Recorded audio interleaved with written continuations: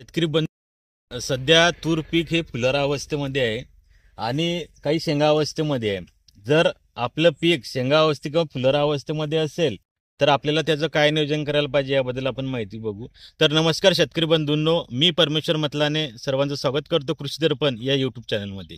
तर शेतकरी बंधूंनो, सध्या तूर पीक खूप जोमात आहे आणि आपल्याला फुला अवस्थेत आणि शेंगा अवस्थेत आपल्याला पीक हे दिसत आहे. तर या अवस्थेमध्ये आपल्याला या तूर पिकाची कशा प्रकारे नियोजन करायचं आहे त्याबद्दल आपण थोडक्यात माहिती बघू. तर सध्या फुलं आणि शेंगा अवस्थेमध्ये असल्यामुळे आपल्याला सर्वप्रथम म्हणजे अळीचं कंट्रोल करणं आवश्यक आहे. त्यासाठी अळी म्हणजे की आता तूर पिकावरती ज्या ज्या अळ्या येतात त्यामध्ये सर्वप्रथम म्हणजे स्पोडोप्टेरा जे आपण ठिपक्याची अळी म्हणतो ती अळी येते. त्यानंतर केसाळ अळी येते, हेलिकोवरपा अर्मिजरा. त्यानंतर परत जे पॉटबोरर म्हणतो आपण म्हणजे घाटे अळी, तर ती पण अळी येते. कारण शेंगाच्या दाणे जेव्हा भरणं चालू होतात त्या दाण्यांना ती डंक मारते.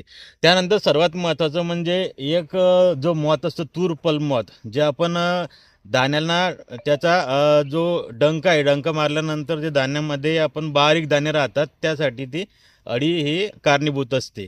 तर ह्या सर्व जे नियोजन आहे अळीचं हे करण्यासाठी आपल्याला कोणतं औषध वापरायचं त्याबद्दल आपण माहिती बघू. आणि सर्वप्रथम म्हणजे आता आपण फुलं लागण्यासाठी तर भरपूर औषध तुम्ही मारले असेल, पण आपल्याला फुलं वाचवायचे आहे.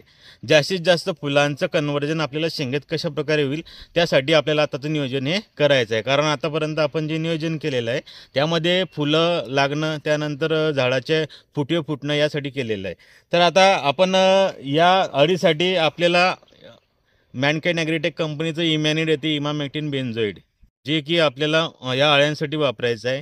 त्याचा जो डोस आहे तो आहे 10 ग्रॅम, 15 लिटर पाण्यासाठी 10 ग्रॅम आपल्याला हा वापरायचा आहे. सोबतच आपल्याला एक बुरशीनाशक घ्यायचं आहे, कारण आता थंडी पण सुरू झालेली आहे. आणि तुम्ही जर बघितलं तर सकाळी सकाळी आपल्याला दवबिंदू म्हणजे झाडावरती पाणी साचलेले दिसते. त्यामुळे काय होते की ह्या फुलांचं जे परागीभवन आहे, परागीभवन मंदावते आणि आपले जे फुलं आहे फुलं हे गळ चालू होऊन जाते.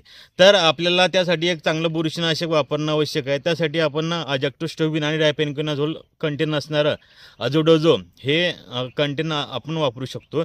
तर त्याचा जो डोस आहे तो आहे 20 मिली, म्हणजे 200 मिली प्रति एकर आपल्याला हे वापरायचं आहे. 15 लिटर पाण्यासाठी 20 मिली आपल्याला हे वापरायचं आहे. तर शेतकरी बंधूंना आणखी आपल्याला हे तर झालं कीड नियंत्रण आणि बुरशीनाशक. तर आपल्याला सोबतच एक तुम्ही विद्राव्य खत घेऊ शकता. त्याच्यामध्ये 05234 किंवा 0050 या वर खताचा तुम्ही त्याच्यामध्ये वापर हा करू शकता. फक्त सोबत एक चांगल्या प्रकारचं पेनिट्रेटर घ्यायचं आपल्याला, जे की नर्चर काही वेट नावाने आपल्या मॅनकाइंड ॲग्रीटेकचं येते. त्यामुळे काय होईल की जे दव थांबतो, जे पाणी थांबते सकाळी सकाळी, तर ते लवकर सुकून जाईल. त्यामुळे आपल्याला जे फुलगड आहे फुलगडीवरती आपल्याला तोचा फायदा होईल. तर शेतकरी बंधूंनो, व्हिडिओ जर आवडला तर आपल्या शेतकरी मित्रांसोबत शेअर करा आणि आपल्या काही कमेंट असतील तर कमेंट बॉक्समध्ये नक्की लिहा. धन्यवाद.